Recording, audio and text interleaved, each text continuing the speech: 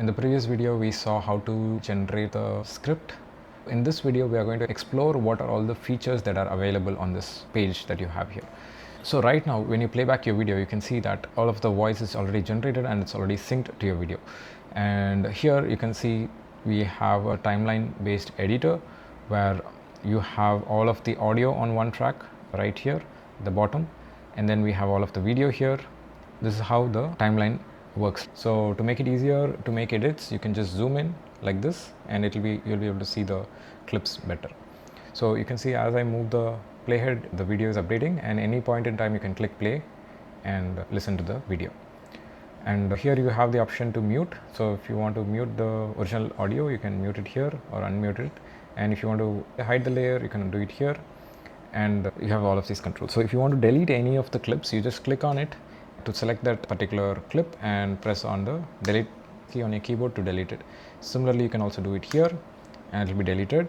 And next, if you want to make a split in any of the clip, so for example, if you want to make a split here, you can click on this split button, which is going to create a split, and then you can just move it like this. So it's going to be that easy.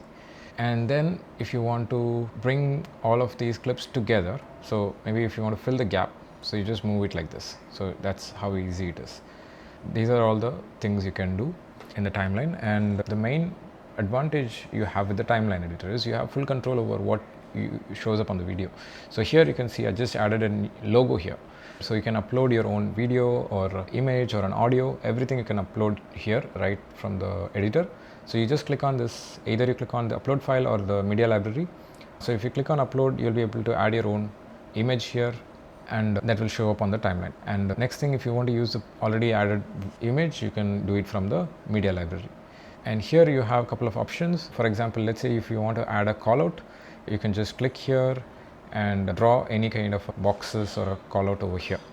So this is a solid box you can add, and on top of it you can add a text layer. So you can add something like a box and a text like this. Increase the font size, increase the font weight. All of these changes you can do right here. Okay, so this is how you can add your own text callouts. And other option you have is also you have a box. This one, if you draw like this, so here in this option you can control it.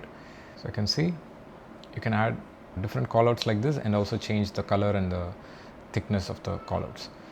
So this is how you can point things on the screen using the layer. And once you add any callout, you will see a layer here. So you will have the control to change the duration of the layer like this. So let's say if you want that callout to be present only for these two clips, you can just adjust it and adjust the duration of this. So you have complete control over this. And here you have the undo options, and here you have the zoom in and zoom out options. So this is particularly for the canvas that you see here. You can have the zoom controls on the canvas.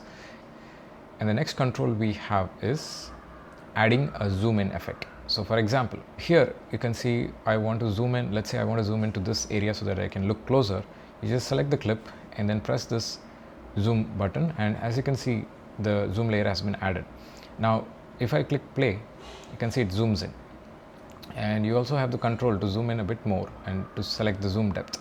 So now it will zoom in a bit more, and when the playhead reaches the end of this, it's going to zoom out. So as you can see, it's zooming out. So now if you want to change the duration of the zoom, you just expand it a little bit so that it stays zoomed in for a longer time. So when you play back, you can see how it is zooming in, and you can move the zoom to a different position as well. So you can see that. So this is how you can add zoom animation to make it easy for others to see what is happening on the screen. So now we have a Chrome extension where if you record with the Chrome extension, these zooms will be automatically added depending on where you're clicking or where you're typing. So in all of the areas where a click or typing is happening, it's going to automatically add the zoom.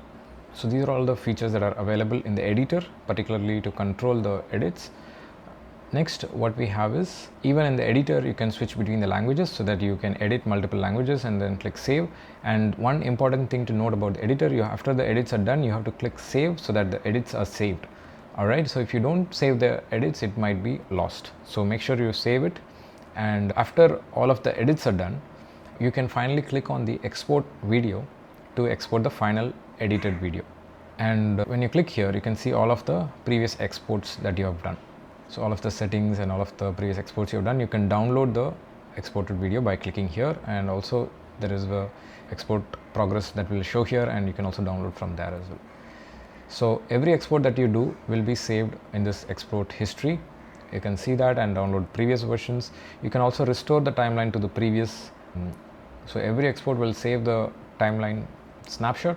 So you will be able to restore the timeline also to go back to a previous timeline snapshot. Alright, so these are all the features that is available in the editor. And now even after this is done, you can just go back and change the script and then regenerate the timeline.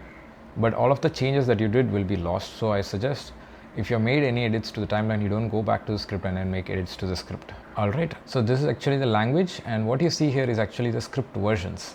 So when you have multiple script versions, those script versions will show up here, and you can switch between these versions and generate that script version as a video. Alright, so these are all the features that are available in the editor. So in the next video, we will see how the usage limits works in VideoMule. Alright.